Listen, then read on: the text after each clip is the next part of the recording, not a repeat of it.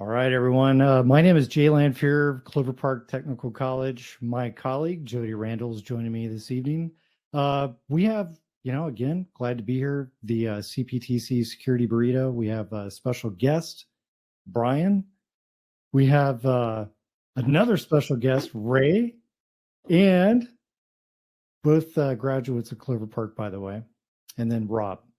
And Rob really doesn't need an introduction. He's been here before. He's traveled these digital streets in our podcast. This is really the first video podcast that we're doing. So it's good to see everyone's faces. With our special guest, Ray, they're going to do some collaboration with Brian and discuss some pretty interesting topics, in my opinion. Rob and all of us, we were talking behind the scenes, so they have a topic that they would like to discuss, and this is definitely that platform for us to discuss that. So what I'm going to do is hand it over to Rob. We're just going to have a casual conversation between all of us. And Rob? So awesome. So as Jay said, my name is Rob. I am a pen tester, red team operator, and general offensive security person. Ray, would you like to introduce yourself, followed by Brian? Sure. Yeah, my name is Ray. I am a senior security consultant and project manager. I've got 7 or 8 years experience. And yes, I graduated from Clover Park. Yep. And my name is Brian Halbach. Also all around security professional, doing pen testing, red teaming, physical pen testing as well. And yeah, I've been doing that for, it feels like forever. But yeah, since since 2015 when I graduated college myself. Yeah, awesome. Glad to have you here, Brian. Brian, so Brian yeah, go ahead, Rob. Go ahead. Well, I was just going to ask Brian probably the same thing that you were going to ask him. Why did you get into this field? What was so intriguing and exciting? What's the backstory behind that? Well, that's an interesting question, because I'd always been interested in security, but originally my professional goals were actually to be a network architect. I wanted to build data centers. That's actually where I originally saw myself going. And then I kind of got into the security field, and I was getting so frustrated with customers and clients at the time that I actually pivoted into pen testing, because essentially I had several customers who kept saying, well, we have antivirus and we have a firewall. Why would I ever pay more for security? Because I have everything I need. Yeah. And so at one point I essentially had a client who was like, well, we don't need anything else. And I was like, no, I can prove that you still have gaps in your security. And they're like, okay, prove it. So about 3 hours later, I was able to get an interpreter past their antivirus, past their firewall. And all of a sudden the lights go on, like, oh, yeah, maybe we do need some more than just antivirus and a firewall. Maybe there is more to this security thing. But yeah, that's kind of how I started professionally getting into the field. But I mean, otherwise I'd always just loved the whole, I guess, playing around with computers in general. And when I was in 8th grade, I ended up teaching myself Python programming. And that was the same year that I got kicked off the computers, because I figured out how to put a pop-up on everybody's computer that just said hello. But apparently that's still frowned upon. So I was labeled the school computer hacker at that point. Is that a bad thing? I don't think so. I don't think so, no. So that's very interesting. In fact, I was looking at your LinkedIn profile here. Yeah, you do have some history. University of Wisconsin. Oh yeah, University of Wisconsin Stout. So it was a smaller school up in the northwestern area of the state. But yeah, they were known for, essentially, they were a sysadmin factory. We just pumped out sysadmins most of the time. And it was after I graduated is when they actually had a larger focus on security. So now they actually have a much more complete program around security. Where at the time when I went there, yes, they had plenty of classes on it and some focus on it, but not the same level of focus that they have today.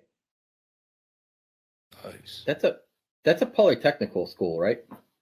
Yeah. So everything was hands-on. Yeah, UW Stout is a polytechnic university, so we got the theoretical plus the hands-on, which really really helps out a lot. So, do you live in the local area? I live in the Minneapolis area, which is only an hour away from where I went to school.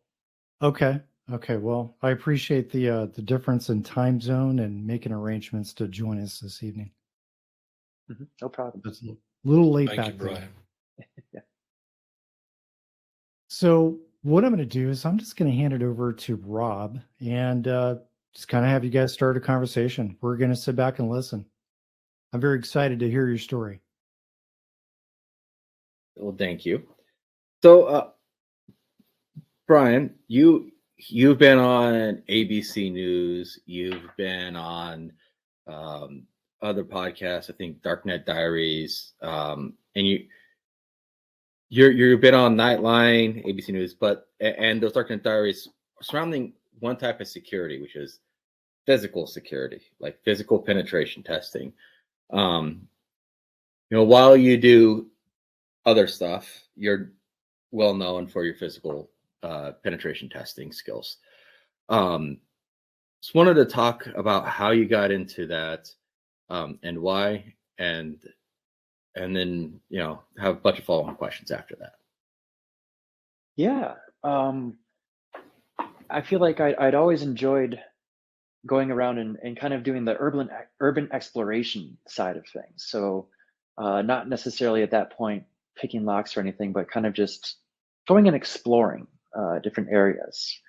And then it wasn't until I moved out here to Minneapolis that I happened to meet the right group of people who sat down at a conference and taught me lock picking. And then I got bit by the bug, and I'm like, oh my God, this actually I have it right here with me. These are the little fidget toys I have on my desk. This is a fun one on camera. This is actually a cutaway lockout tap out lock. So you can actually see what you're doing. And yeah, it all started with these locks, and actually having one of those locks pop in your hand when you're doing the lock picking is a very addictive feeling. And I just happened to know some people that were working at a company called Red Team Security at the time, and yeah, taught me some more skills. And then eventually they were looking for somebody to fill a position, and I'm like, well, hey, I'm already good at this pen testing stuff. I do security assessments, and I've been doing more of the blue team side work. I'd been doing I was essentially a network security admin, doing firewalls, proxies, IDS, IPS, all the network side of the security stuff for a while. So I had a good foundational set of knowledge of how that all worked. And it kind of just all fell together at this nice time where I had enough physical security knowledge to get myself going. I had people that I was able to connect to and kind of hit the ground running with this job. And then they took me under their wing, and I believe it was the second day of my job, they gave me a set of bypass tools, and then took my key away to the office, and then kind of just could see if I could get my way into the office. And I did. So. Awesome. So when people think information security, they think firewalls, they think EDRs, they think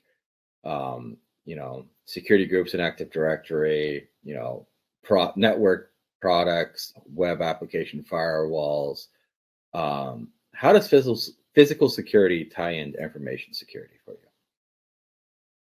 Yeah, well, it's kind of one of those things where oftentimes a company will have all those tools that you just mentioned. They'll have them configured and tuned, and everything is just right.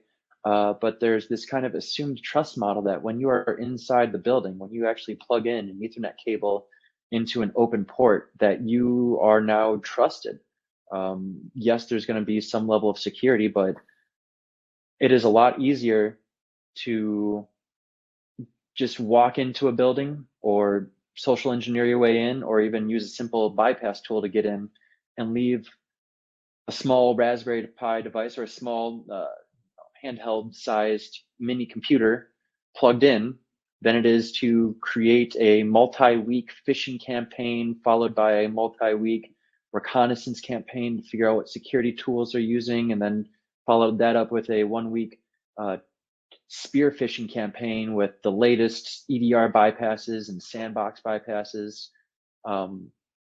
Yeah, that is a 6-week effort to get initial access into an organization sometimes, when if you don't have good physical security, I can replicate that same amount of effort in 6 hours. Say what? So Or yeah, less.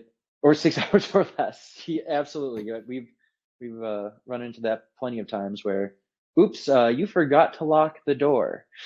And then once you're inside, yeah, you have this hardened exterior, this hardened fortress castle on the outside, and on the inside is the nice juicy center with only the minimal amount of security needed to make things, pass a compliance test, and that's it.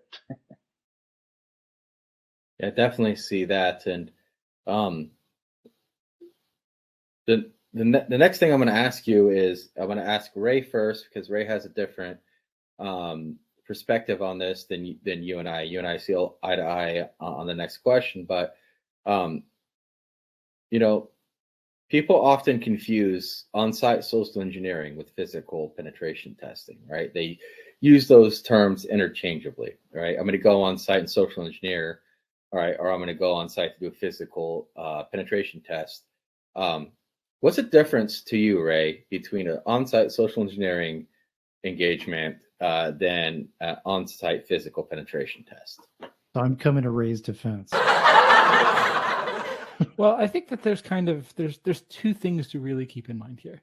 Social engineering is almost always about testing the way a user or a person responds to something. Whereas during physical penetration testing, we don't necessarily want to be interacting with people much, if at all. And in fact, in many of my physical tests, if I have the chance to interact with someone, it's probably in an area or a manner in which I'm already suspicious. And one of the best things to do is to just shut it down rather than social engineer my way through it. But that said, social engineering can be an excellent precursor to a physical attack. And I've used it many, many times myself.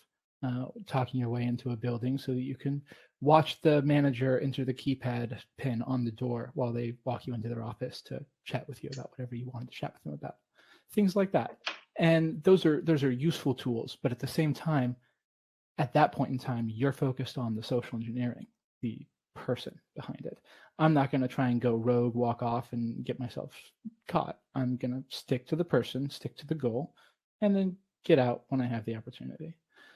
And in general, I don't want to mix the two directly. That is the good answer. That is a very good answer, Ray. Brian, do you have anything to add to that? No, I think it's very well put. And then there have been several times where I would use social engineering to kind of also get a feel for what is possible for a more physical pen test. So come up with some sort of pretext. Hey, I like to apply for a job. That way you get to see the inside of the building. You get to see which doors are weak, which entrances, exits are monitored, which aren't monitored. So yeah, oftentimes social engineering, as Ray said, can be a good precursor to the actual physical test itself. I will say, normally I would agree with you, but I have been burned by that. There's a risk. Yeah, every time you show tell. your face, you're taking a risk. So you're right on that. Right.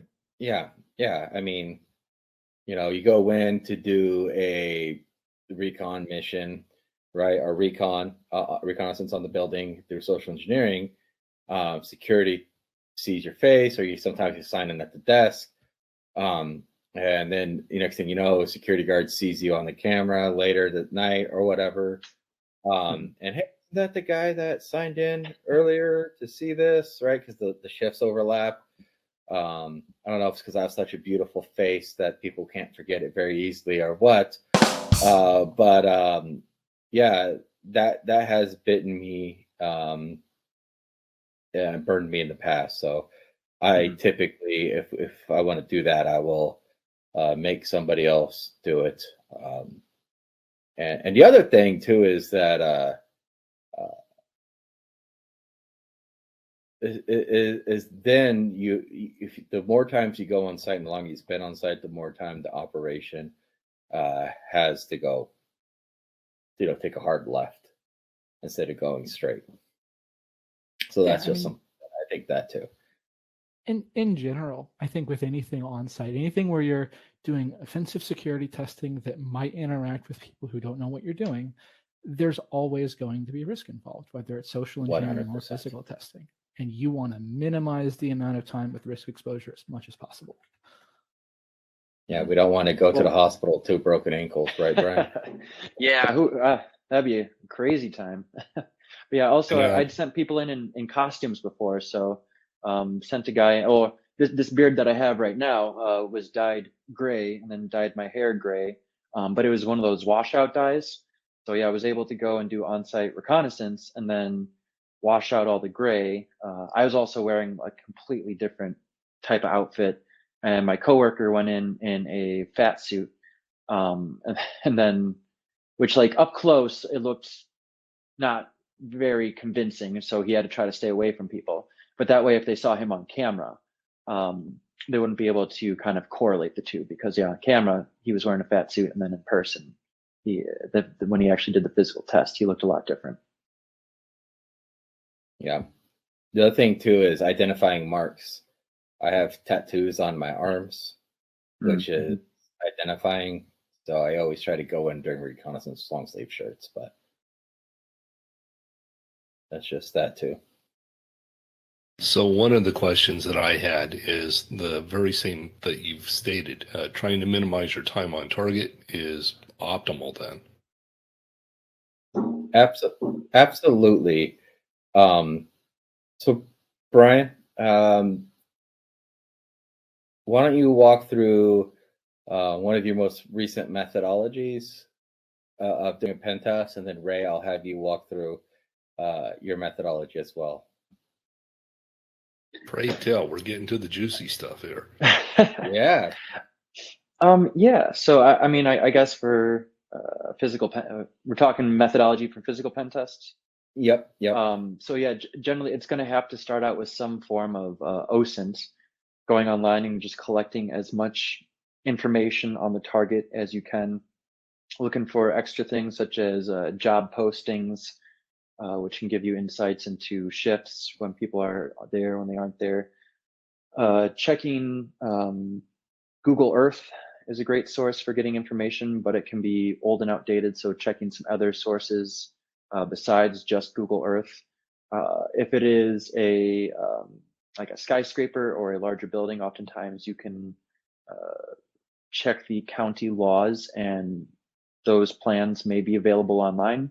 In fact, there is a website that its name is currently slipping my mind that actually has photos of a majority of all of the large office buildings in most metropolitan areas that you can go up and view. It was actually mentioned in the book, A Burglar's Guide to the City, which is a really fun read that talks about kind of a burglar's guide to the city and how architecture in general can be used against a building for attacks, and how that's actually happened multiple times. So yeah, I try to incorporate all that in some OSINT, some open source information gathering, followed by some sort of in-person reconnaissance. So actually getting an up-close view and saying, oh, hey, that photo from Google Earth, it's close, but it's a little outdated. There's actually a new building behind it that could raise suspicion. And then, yeah, going on site and actually seeing for yourself what is there, and then creating some sort of operational plan. So I'm trying to remember the quote by Winston Churchill where he says, to paraphrase it, it's the act of planning is indispensable, but the plan itself usually goes right out the window as soon as you start operating and doing something. But yeah, having some sort of operational plan, creating emergency infiltration and exfiltration spots in case of an emergency, so that the team that you're with knows what to do if something hits you out of left field. Making sure that you know what odd things to look for. Like when I'm doing on-site reconnaissance, I'm going to be looking, all right, is this close to a police station, so that if they do call the police, there's going to be a rapid response, or is this on the other side of town? And we know that even if we sound off an alarm, we have half an hour to an hour before any sort of response gets here. And then, yeah, creating that operational plan, plan A, plan B, plan C, and then, yeah, finally just triggering that mobilization and going in and actually doing the operation. And yep, generally the first 3 steps of the operation go as planned, and then everything after that, you should have an idea of what to be expecting and how to handle different situations. But oftentimes you have to just figure it out on the fly, because once you're inside the building or inside of that target, there's going to be a lot of unknown variables that you just could not collect during OSINT or reconnaissance that you have to deal with and handle. And then, yeah, generally having some sort of bug out time. So, at X time, no matter what, we're getting out of the building. Or depending on the needs of the clients, there's been a case where they're like, oh yeah, we should have response time. So as soon as I'd enter the building, I'd set off a timer and see how long it actually it would be until somebody actually properly responded, which in one case they never did, even though alarms and pager duty alerts and multiple things were going out. Nobody actually did anything. Where in another case, we set off an alarm sensor and there was a proper response in the 45-minute time window that they were supposed to. And so that was actually something I was supposed to be testing for the actual test and putting into the report. So, but yeah, and then that's the most important part, is collecting all the information while you're doing this, which can actually be tricky sometimes. So having something like a GoPro, a good camera on you, so that you can document everything, every step of the way, and being cognizant of everything that you're seeing and observing. And there are times where I'm approaching a door and we've already gotten through it, and then I go back out again because it actually has more than one weakness. There was one instance where John and I, the individual who was on Darknet Diaries and the TV special with me, we went through a fence already, and then we realized, hey, wait a second, we actually have the key to the door access control box for this fence that allows it to open and close. So we've already broken in, then we go back out and we use our key, we break in again, because this is a pen test. We need to give this person as much information as possible on how to fix every single issue. So we did waste an extra 20 minutes maybe, but at the end of the day, we gave them a better report, and we still didn't get caught. I don't like that's the important thing, is getting the client as much information as possible is really the whole goal of this. Yeah. I want to say that was a waste, because I don't think that was a waste of time. Yeah, you're right. So, Brian, have you ever done any research or know anything about the Watergate break-ins? Surprisingly, I have not. I know just enough to know about it, and I believe I watched the Drunken History episode where they did a celebrity recreation of it, but that's kind of where my knowledge on it ends. It's ironic that pen testing in physical security kind of, in my opinion, Sneakers, the movie Sneakers, was a big kind of jumpstart that kind of inspired a lot of people. And then the exact opposite of that, the Watergate break-ins, it's the exact opposite of what you just described. So it took them 4, maybe 5 attempts, taping door locks. The security guard would come by and they'd pull the tape off the lock. Oh gosh, we need better tools. And they would come back over and over and over again.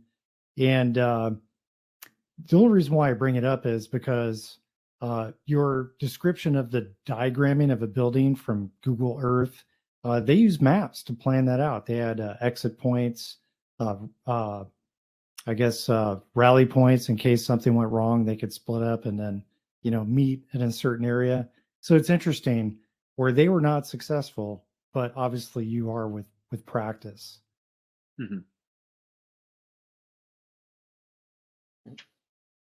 Ray, what about your methodology? So I think our methodologies are overall pretty similar, but there's a few things that I kind of want to call out in the beginning that I like to do.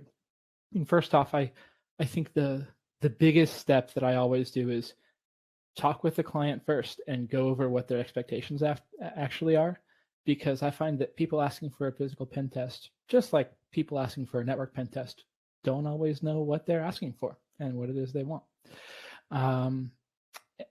One of the big questions that I always ask right off the bat is, are staff, security staff or otherwise armed? That's a big one and a really big deal to me.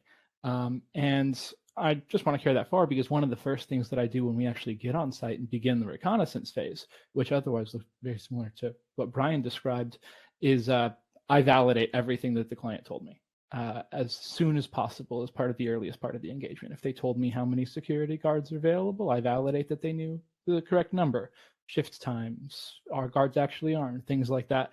Because anything that you can spot as being a discrepancy usually can be a clue that maybe there's more things that might not be correct.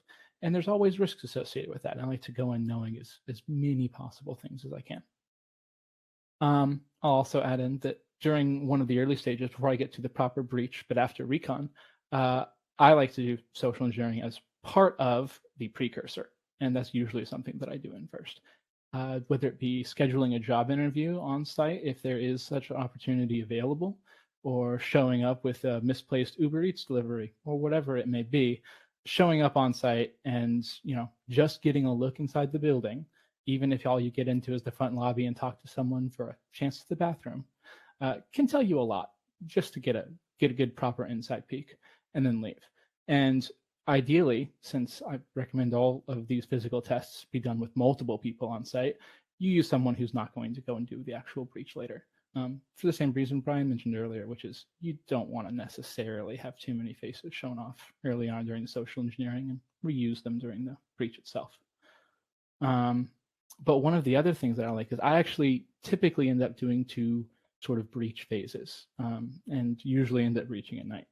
The first time I usually get up close next to the building if I have the opportunity, and I start scouting my points of entry physically, and then I leave. Especially if I can be aware that there's no cameras or lights and that my likelihood of being caught is low, I can tell a lot about alarm systems, get a peek inside windows, things like that I might not necessarily be able to do from a distance. And I found that that can radically change my plans once I get to something. I'd rather risk a second visit, a very brief one, than not necessarily going with a good plan. Because yes, plans always backfire, but the more I have written down beforehand, the better it tends to go. I agree. I plan for everything except for alien abduction.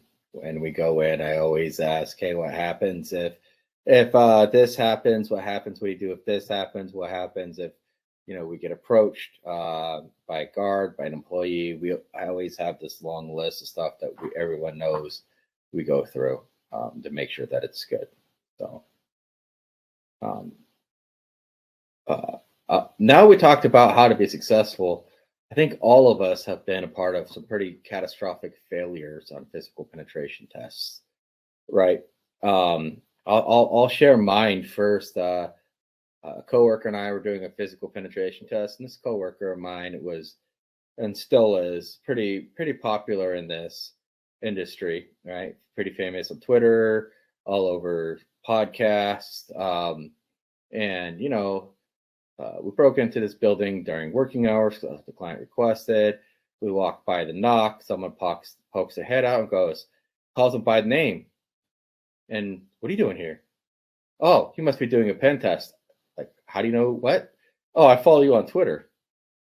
And that kind of ruined the physical penetration test for us. Right? It was this person's fame worked against them in this instance because the wrong person was paying attention and recognized them from Twitter and social media. So that was, I think, one of the ones. And then shortly after that, we had to sit down with their head of security and explain why we had a catastrophic failure.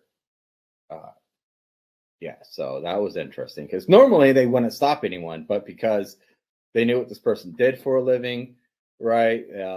You know, and was what we call infosec famous, right, Brian? You know, they were infosec famous, and that's what tipped the hat in that instance. So that was kind of fun. And then they took pictures of us and posted it in all their security offices nationwide. And that was fun. Yeah. So, Ray, do you want to go next? Talk about catastrophic failure. What about that car going through the parking lot by itself? Oh, I totally forgot about that. Okay, that I did was not. a good On one. the phone with you. You'll never believe what I'm looking at. Go ahead. Yeah. The other time I was doing a physical and I had this rental car. I think, Ray, you remember this one very vividly. I had this rental car parked out there and we're getting ready to breach and towards the end of the day. And I look out the window because I'm already inside the building now. And I just see a truck with no one in it just start backing out and going straight towards my rental car. And I'm like, what's going on? And the truck pulls my rental car with nobody in it. I had to go out of the building, deal with security and the police. I totally forgot about that. Thank you. Thank you, Jay. And that kind of ruined the physical because, hey, I just had to deal with the physical security guy, the facilities guy, the police. And it turns out that this older gentleman parked his truck on a hill without putting the e-brake on.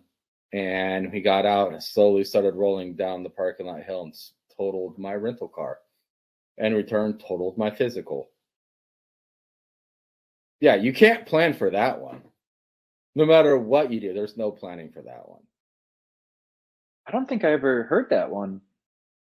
Yeah, that was old. That was in Mechanicsburg, Pennsylvania. 2015 or 16. Yeah, that was horrible. I didn't know what to do. I called Jay up and was like, you would not believe what just happened. I'm like, what? No, come on. And there's a little bit of a time zone difference. So I'm chilling out on the couch. And wasn't that in the wintertime where it was snowing? No, not there. It was late fall. Okay. Yeah. So right. It was cold, but yeah. Anyway, Ray. So actually, I have a really, really topical one that I think actually harkens back to earlier comments made about social engineering and physicals mixing. One of my first physicals that I got the chance to do on site. Very excited. We had, I think there were 5 or 6 of us all on site. Bunch of locations in a small city out in the middle of the Midwest. Lot of different targets, financial institutions. And we ended up sort of setting up a process by which we had different breach strategies for each one and different information gathering and recon strategies for each one. And this particular building had very limited outside visibility because of its location. We couldn't get up and actually get a good look at it without getting real close to it. So instead, I got the opportunity to go inside. And I basically went in, I asked to talk to someone who could talk me through the process of opening an account and went through all of that. I got to peek a PIN number over someone's shoulder and take a few pictures of the stuff on the manager's desk and dig around in an office drawer for a minute. Things like that. That's dirty. Everything was going really well. And then we taped the door on the way out. Smooth, got away, no problem. A couple hours later, we get a phone call. Turns out that I hadn't been caught at the time. No one was suspicious while I was there. But a little bit later, one of the tellers saw the tape on the maglock and knew exactly what that was and what it was for. Reviewed camera footage, got me caught, burned that building. And it's just another example, when you go in, especially if you're going to make yourself obvious by talking to people and interacting with people, you're going to stand out when the security cameras come around and you're the only one there. And that one definitely got us in a little bit of trouble as well. Don't mix social engineering and physicals unnecessarily. Keep the tasks separate. Yeah, I actually had a similar story at a financial institution where I had something go wrong. I'll have to give the abridged version of this because the full story is, I don't know, about an hour long. But I had a client that was financial institutions. We were supposed to be testing bank locations, but they put some weird restraints on it. And if you work in the industry long enough, you kind of recognize certain questions where, yes, they want a pen test, but they want to look good. They want to pass this. They don't want things to go wrong. So we are supposed to be physically testing these bank branches, but we could only do social engineering. We couldn't use physical tools. So I couldn't bring any bypass tools. I couldn't even clone an RFID badge if I got close enough to an employee. And they said, you cannot do reconnaissance ahead of time. We're not gonna pay for those hours. You're just gonna have to show up and do reconnaissance. So I was already very upset about this test because I'm like, this isn't how it works in the real world. And I didn't really think that we were going to get anything. But yeah, the first bank that we go into, I go in, I do the recon, take photos, I go back out, I brief my coworker in the car in the parking lot, and I said, hey, so all banks pretty much throughout the United States are actually supposed to have similar architectural features that are supposed to make it more safe. So essentially, as soon as you walk into a bank, you are supposed to be within the line of sight of a teller immediately the second you walk through a door. This bank was actually a remodeled office building, and it did not have that line of sight that actually needed. I just told my coworker, hey, just stick to the left side of the building and go to the elevator and just go up a floor and see what you find. And he went to the left side of the building. He was out of the line of sight, went up the elevator, and sure enough, it was a jackpot. We found all of the mortgage documents, tons of PII, just lying around behind doors that did not have locks installed on. They didn't even have door handles installed on them. So we called the client from in there and was like, hey, I have everything right now. This is our first bank branch. Can I take the data with me just to see if the employees catch me on the way out? They said no. So he just like grabbed an empty bag and walked out with an empty bag just to see, is somebody going to stop me? Because that would be something important to have in the report. So yeah, we ended up actually getting kind of everything right away. We had 10 more branches to test. So we slowly start getting more bold throughout the next 2 weeks of testing, to the point that on our last location, I was definitely getting a little too cocky at this point. And we'd already gotten into multiple other locations. And in fact, at one point, we figured out their method. We figured out the bank's methodology for verifying and proving that a visitor should be there. And we found a weakness in it. And we were actually able to, I talked my way into a bank vault doing that. I won't go into details on that because that probably shouldn't be disclosed publicly. But yeah, at the last bank location, I said, okay, here's the plan. I'm going to go in and I'm going to go up to the teller desk and I'm going to go on about a conspiracy theory that I believe that whenever I put my money into the banks, they're sending it off to China to fund something crazy. This was also right around this was during the pandemic. And when I'm going off on my conspiracy theory, then my coworker, his job was supposed to come in and just walk right up and start taking things. So this had actually already worked at one location, but eventually got us caught. My coworker, ended up taking some swag, some notebooks, some pens and stuff like that. And we're like, okay, we got one last branch location. Let's do the same thing one last time. So I go in, I'm going on my conspiracy theory. He goes in, they actually stop him. They're paying a lot of attention to him at this place. And now I'm getting too much attention. And in fact, they pull me aside and like, oh, no, like we're everything you say, it's kind of true, like the way banks work in the back end, there is a possibility that some of your money could go through the banking system to repay debts to China. That is a possibility. I'm like, okay, can you show me this? And they're eventually showing me a PowerPoint presentation that says, internal use only. So I'm like, oh, this is great. But while I'm in this back office where they're showing me this, all of a sudden I see a police officer pull up and get out of his car and walk in. I'm like, okay, the jig's up. So yeah, sure enough, the police officer was there for me. They just said some things about my story didn't add up, and that they, it didn't check out. So they called the police to see what was going on.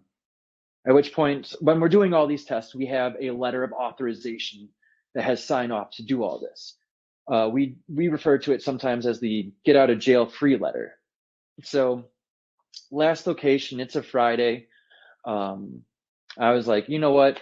I got enough already. I'm just going to pull out my authorization letter and show them that this was part of a test and just drop the pretense and not try to talk my way out of getting in trouble with the police. That ended up being a bad idea. I pull out the authorization letter and I go, actually, I'm authorized to do this. This is actually part of a pen test.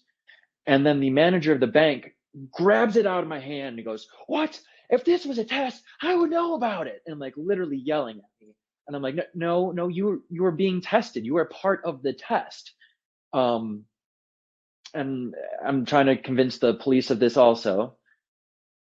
And so they take the letter, and the letter not only has like my name, my title, company, and all the important stuff, but also the vice president of the department that authorized the test. So they give that person a call on their work number, no answer. There's a cell phone number, give the cell phone number a call, no answer. They're a little suspicious. They go down to the next one. It's the next person down the line, the whatever, vice president. Call their office number, nothing. Cell phone, nothing. Call the third person, office, nothing. Cell phone, ring, and then it went to voicemail. So they are convinced this is fake. They're yelling at me, this isn't fake, this isn't real, this isn't a real letter, I would know about this. And then they actually made like photocopies and gave them to the police, and the police are also on the phone. They're also trying to figure out what they would bring me in for, because I heard them talking. They're like, well, I don't technically know what he did illegally. Like, he was in here talking about conspiracy theories, but there's no law against talking about conspiracy theories in a bank. But they were still going to bring me down for more questioning. And so it just so happened that I had done a wireless pen test for the same company. And for the wireless pen test, I had actually gotten the cell phone number for the IT staff, just in case I accidentally took down the wireless network. So I call him up. I'm like, hey, this is not a drill. I'm surrounded. At this point, there's 6 cops around me and a sheriff. I need some help. Nobody's answering their phone. And he goes, well, didn't you know that entire department takes off Fridays? They don't work today. Oh, and the cell phone numbers they gave us, which were their work cell phones, they also turned off. So he's like, hey, hold on, I can work this out. Like, I know you're here doing the pen test. I know that this is all part of the test. Just hold on, I'll get you out of this. And finally, about an hour and a half later, because he calls the bank branch, and the bank branch says to him, how do I know that you're not with these criminals that are breaking in here? And he's like, that's actually a good point. You can look me up on the directory, give me a call back using our internal directory number. So they finally called him back. He called security. Oh, and we were testing the actual head of security was on like the list of people to test. So head of security did not know this was happening. So when they first called security, he goes, no, I don't know of any tests, take them in, and hung up. And so it took about an hour and a half to finally explain everything and say, no, you are all part of this test.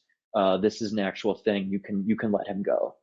At which point there was some blowback, and the bank manager apparently threatened to quit after that.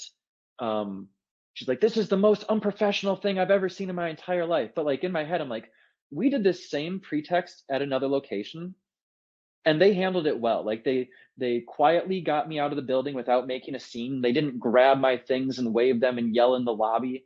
They didn't call the police. They actually, as soon as I left that building at the other location where I did the same pretext, they immediately called their security headquarters and said, hey, we don't know if this is a security incident, but something weird just happened, and reported it, just like they should have. But yeah, the other location freaked out, called the police, wanted me arrested, wanted me booked. Yeah, eventually got out of it. But yeah, after that, it's like, okay, need to make sure that the department that orders the test works every day that there is the test, because I even sent them a text message and an email, because before I even enter the building, I need to let them know, like, hey, I'm on site, I'm here doing work. They just didn't respond to my text message, but it was the last location. So I was like, hey, I want to get this done and out of the way so I can go home for the weekend. So yeah, almost got arrested for a test that I was authorized to do because they didn't believe me that I was authorized to do it. Speaking of authorization, Rob, we had talked about it. And I believe it was 2 pen testers that were detained in Iowa. Ray's shaking his head. Yeah, we have in the past I've run into similar situations, not that bad, right? Where the people ordering the test don't have the authorization or to do so, or even if they think they do. I probably shouldn't say the name of the business either. So it's okay. That might be taken out. The 2 pen testers that were detained in Iowa. Yeah. The thing that I ran into something very similar to what those pen testers in Iowa did, right? But I didn't get arrested or detained. With that incident, it just caused a lot of blowback and friction between my organization and their organization, because the individual who ordered the physical security pen test didn't have authorization to do so, even though they thought they did. So we take special precautions now to ensure that the person has proper authorization. Brian or Ray, do you have any insight into some of that? Oh, Ray, you're on mute. There you go. Yeah. So, there's a lot of things to consider. First off, one of the big ones is building. A lot of corporate buildings aren't even solely owned by the person who actually is there. Or if the only occupant is the business you're testing, the people who own the building and potentially even the security staff that work there may not even be the same company. And there's all kinds of potential places where, the parking lot is technically managed by another company, but the building isn't. And so you really have to go through and ask all of the questions with the client. And there's going to be ones you miss until the next time. No one would have thought, well, the head of security, wouldn't be involved here. But clearly there is a good reason for that. And we never really consider those sorts of risks until they come up and happen for the first time to you or to one of your colleagues. And just make notes every time a situation comes up, every time you think of a situation that might come up while on site. Make it part of the regular list of questions to ask during the start. You can't ask too many questions. There is too much risk here to not go through every possible avenue of questioning and dot all your I's and cross all your T's. It was lucky that the testers in Iowa ended up in a cell for a night instead of something worse. And every time we do one of these, there's always that risk. Paperwork. Yeah. I didn't think I needed to ask, hey, does the entire department take off Friday, even though that entire department knows I'm also working on Friday? Yeah. Now I know. Yeah. Overnight stuff too.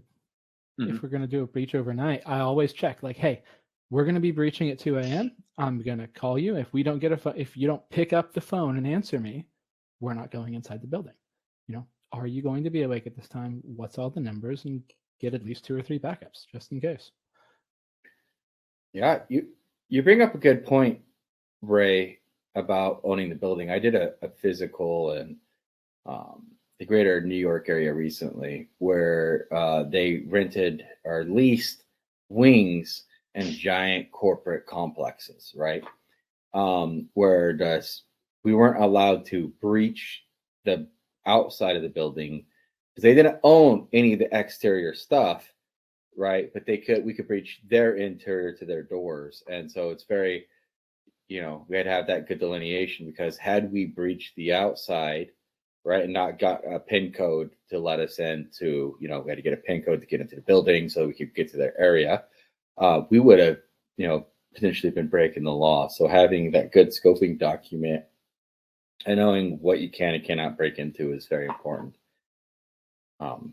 Something similar happened in Atlanta, where another client of ours leased a giant refrigerated and freezer warehouse, and everything we pointed out, they're like, yeah, we can't fix, it's the property owner's responsibility. So we have to go through and get pictures and do work and help them point out and tell them exactly what needs to be fixed. They had to create work orders to submit to the property management company to do that. So it was quite an interesting one, because that's when we just walked up to the back door and opened up a freezer door and walked right in, because they didn't have the back door latch installed. Fun stuff. Yeah.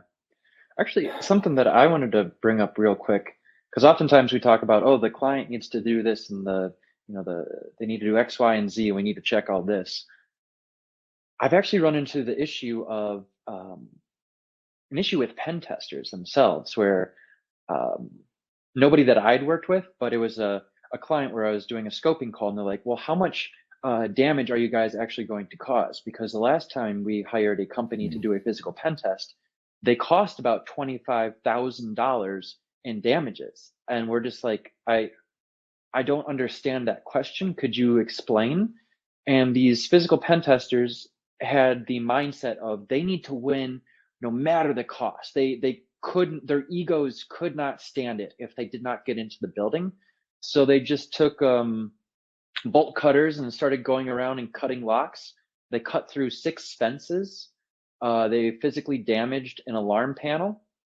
And I was just like, yeah, we would never do that. Like, because the point of these tests is to figure out the weaknesses in the layout of the physical landscape and how that can be taken advantage by a bad guy. It doesn't take a rocket scientist to be like, oh yeah, you can cut through a fence. Like I can just point to the fence and be like, you can cut through that. You don't need to pay $50,000 for a pen test to know that somebody can cut through a fence. That's just a known factor. So yeah, I had a client tell me that one time, and at DEF CON, I was a volunteer at the Physical Security Village, which I'm hoping to be a volunteer again at this year. So if anybody is at DEF CON, you can find me there. And I talked to somebody else who, in air quotes, was a physical penetration tester. Not really sure if they were or not, because I was talking to them about some of the different tools and some of the new things that we had created to bypass different security features. And this guy kept coming back to just cutting fences and breaking windows. And I'm like, you are not a industry professional if you are doing those actions. So yeah, I mean, the clients need to make sure that they have their ducks in a row and have the proper letter of authorization when we are doing our professional work. But also, yeah, some penetration testers apparently can't, they can't stand losing to the point of physically damaging the client's property. Well, it's funny you bring that up, because when we do network pen testing, I scope with the clients too. It's like, well, how many machines are you going to bring down? What? My goal is to never bring down machines on an internal network penetration test or on a red team, right? So it's all about hiring reputable, trustworthy people to come in and do that work, so that you know that they're not going to, go in and bring down, machines or throw a brick through a window and say, I got in, right? That's important. Thank you for bringing that up, Brian. Mm-hmm. So, Yeah, Brian, I a little think- bit off topic. I know you said you've been doing the locks as your fidget spinners and the such. What's your Yeah. favorite? Favorite locker? Oh, yeah, favorite lock. Let's see. I have 3 boxes of locks. I only have one of them with me. Oh, also all my conference stickers are on it. But I guess what I really like is here we go. Master number 3. So this is actually a real nice, easy one to start with, and it has a nice little pop when you get it open. And it's one of the first ones that you should graduate to once you get the feel for the introduction lock. So if you want to work your way up, tool, the Open Organization of Lock Sport, they have a basic set of locks that starts with 1 pin, then 2 pins, then all the way up to 6 pins. And then I probably can't get this now that I'm on camera because I'm nervous. But these number 3, this is like the easiest one to kind of start with, that I like to do just because they're fun, they're easy. It should take about a minute. But yeah, I do not recommend these. There's these clear locks, but they're not well made. They don't really represent what you're ever going to run into in the real world. And even though they're clear, they're still a little bit tricky to actually see and what's really going on.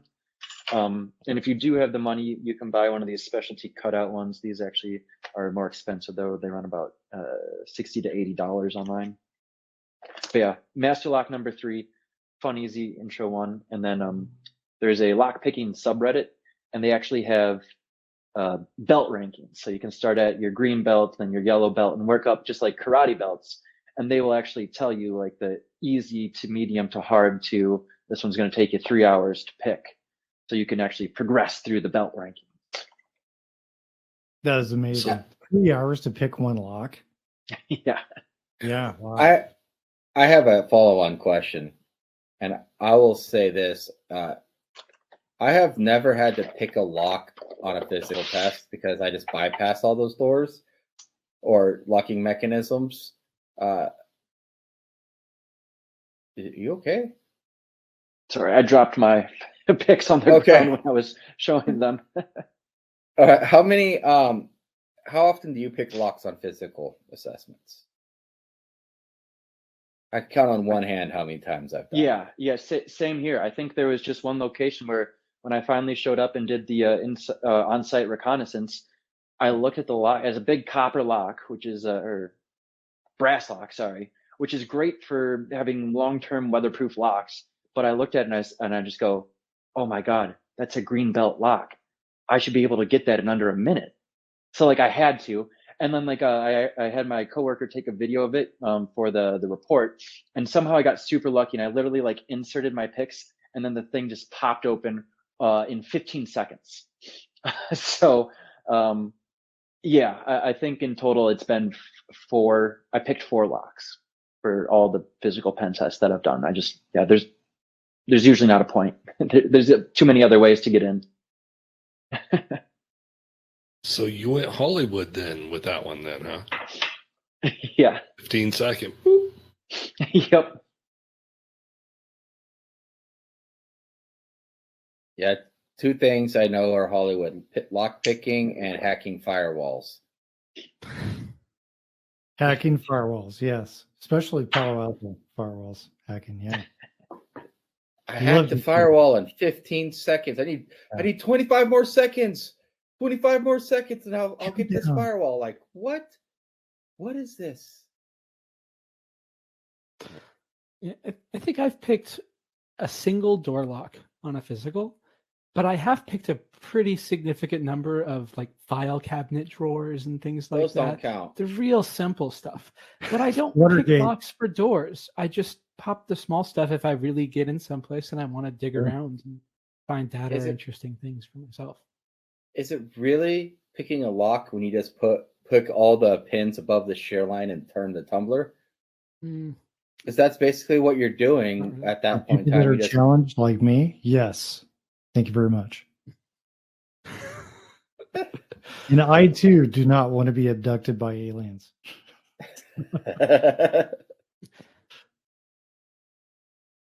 Well, I think. Go ahead, Ray. I was just say there's a lot of stuff that I think a lot of people should learn as part of learning how to do a physical, or at least preparing for a physical, like de-escalation training. But lockpicking is probably not anywhere near the top of that list.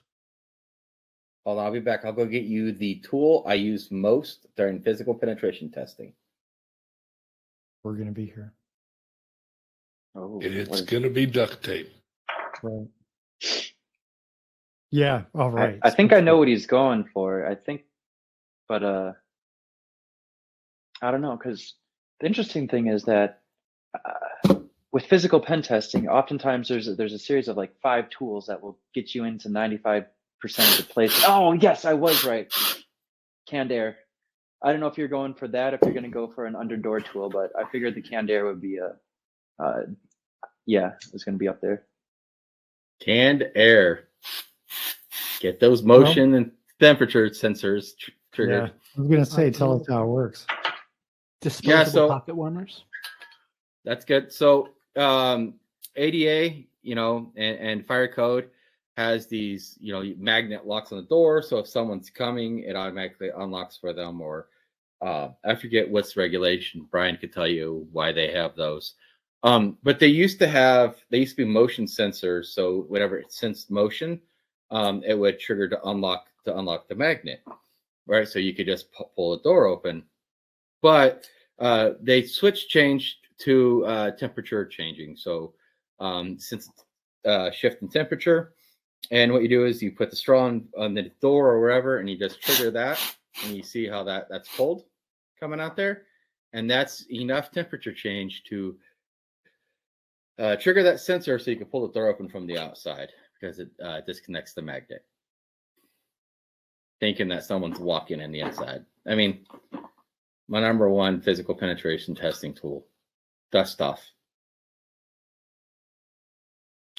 Ray, you had mentioned pocket warmers as well. Yeah, same concept. Disposable pocket warmers work really well for generating a heat difference. I remember one of my favorites was had a painting on a wall. Had a pocket warmer, a painting on the wall. And we just used that to heat up the painting and slid it right under a door. That was it. Cell phones. If you get your cell phones warm enough and you slide it underneath the door far enough, and it will actually trigger that as well. And so I've actually gotten into some pretty big companies with sliding my cell phone underneath the door, because ran out of compressed air because I used it all trying to get to that point or whatever. But yeah. So have you ever lost your phone? Like you had to pick the lock, maybe? Because it seems kind of risky if you slide your phone in and you're betting on it. So it's like 100% thing. No, there's other ways, right? Yeah. But the point is that, like, I only do that if I'm certain. Right? I think we did it once with a manila envelope on the old-fashioned sensors, if they're motion, not temperature gauge. If they have you can tell it's like an aged one. You can tell it's not new. You can slide a manila envelope or a piece of paper under the door, trigger it as well. But the cool thing with compressed air is it creates movement too, so it'll trigger motion and temperature.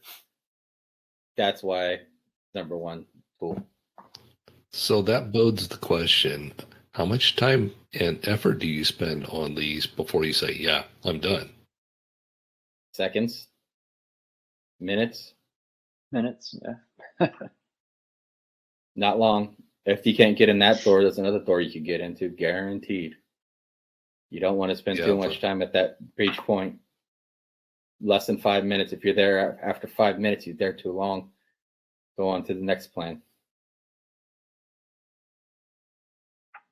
So if there's one thing that Brian and Ray, if you could offer a piece of advice to employers, like people that are actually hiring you for this physical penetration test, what would you say that, like, the number one thing that you would run across that's so common, that's like, here we go again.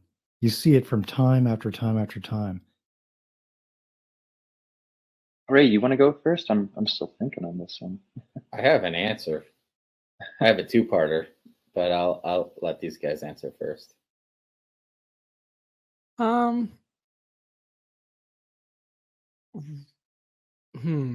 mean, there's all kinds of stuff that you could do. I think if I want to hire someone, the one thing that I want to make sure that they've got is the ability to communicate well.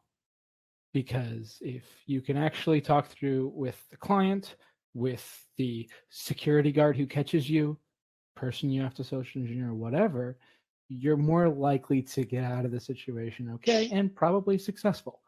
And I can teach all of the physical penetration testing tips and tricks and how to bypass doors or pick a lock or do recon properly or whatever, but it's a lot harder to teach someone how to communicate with somebody. And if I could, and I'd say that applies to all of pen testing, someone who can communicate and learn is way more important than knowing the skills themselves. Yeah. And I guess one of the hard things for companies to secure against is just the fact that there's unintended consequences sometimes of the architecture and where you put doors in a building, and also that just over time the doors shift, and what was once a properly fitting door a year and a half later can have a gap on the bottom that will give me everything that I need to get into that building. And really one of the best ways to protect against this is that if you find somebody internal to the organization that likes this stuff, like find somebody that enjoys lockpicking or just has a knack for this, and emboldening them so that they can feel comfortable going around and being like, oh yeah, I really like this stuff. I watched this YouTube video about how they used an under the door tool, and giving that employee permission to go around and see and find the weaknesses themselves before you have to pay $30,000 or $50,000 or $100,000 for a pen test, for a physical pen test, which are usually more expensive because of the added risk. I can save you lots of money and get you good employee retention because you're allowing them to do something they like. In fact, one time during the pandemic, there was a company that was doing a lot of remodeling because at the time, hey, everybody's out of the offices, perfect time to remodel. But before they had everybody else move back in, they said, hey, we want to make sure that everything is secure. And so it was myself, another physical pen tester, and we walked around with what started with just one IT staff person, and we showed them how to do the credit card trick to get into the server room. And then next thing we know is there's about 5 IT people with us, and we're just going around the entire building saying, hey, this door is weak, here's the tool, you guys go have some fun and break into your own office and see who can do it. And it ended up being an unofficial team building exercise for their IT staff, where we took them around to different areas of their building and taught them how to break into their own building and then how to secure it. So that was actually a lot of fun. Mine is a little differently. It's an approach thing. When you're talking to people, you want to hire companies to come in, right? Not all organizations are a good fit for a physical penetration test, right? And so ask those questions. Do you have other service offerings? Like, can you do a walkthrough? And just try to walk through other services and see how they talk about themselves. Do they give you a reference? And if those references, great, talk to them. But ask them questions about, well, what lessons have you learned the hard way? Or, just ask them to talk about themselves in a way, because as Brian said earlier, there are some amazing companies out there that do this. We know this. There's also some not so amazing companies who do this that end up giving the rest of the industry a bad name. And the goal there is to try to weed those people out, right? So what lessons have you learned as an organization is a great question to ask the organization, as well as the references, but ask about other service offerings and see how they talk about themselves. Everybody wants to say, yes, we're the best, we're great. But there's a fine line between confidence and a bad ego, right? And trying to figure out if they have that line as a company. Because we know that people with bad egos are not going to be effective communicators, right? And the most important thing here is securing the client, not another notch on that person's belt. Yeah, the victory condition isn't the break-in; it's the client getting more secure. It's the client getting the value out of the engagement. Correct. There's a lot of people out there that do this for the notches on their belt, right? You want to make sure that they actually want to be your trusted, I hate to say it. I hate to say this. Ray knows what I'm about to say. A trusted security partner, right? I don't like saying that very much, but we the people that you bring in, you totally want to be able to be, you want to trust them that they have your best interest in mind, and you kind of have to weed through that. That's what I was getting at. Sorry, that was a little bit longer. No. Well, I appreciate everyone, taking time out of your, it's late. Brian, it's late for you. Ray, it's great seeing you. I appreciate Rob showing up. Kind of doing a lot of, the heavy lifting on the back end organization of this. And this is our first video podcast. We had a little bit of technical problems right at the beginning, but we figured it out. Still don't know what that was all about. My background is not even loading. But, as we go along, this is episode 1 of 12, I think, that we've done prior. And I hope to have both of you back, all 3 of you back at some point. I know Rob will be back, of course, and Ray, you're invited. Brian, so are you. And but I appreciate it.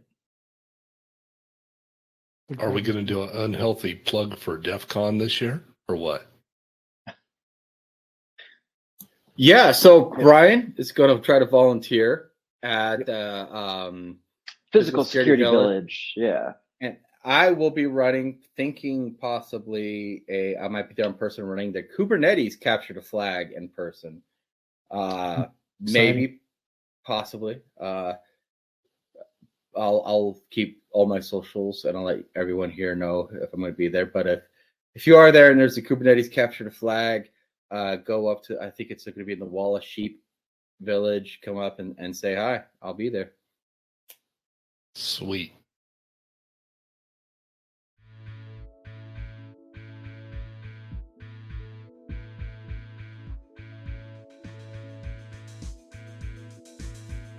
This podcast does not reflect the opinions of Clover Park Technical College. Thanks for listening.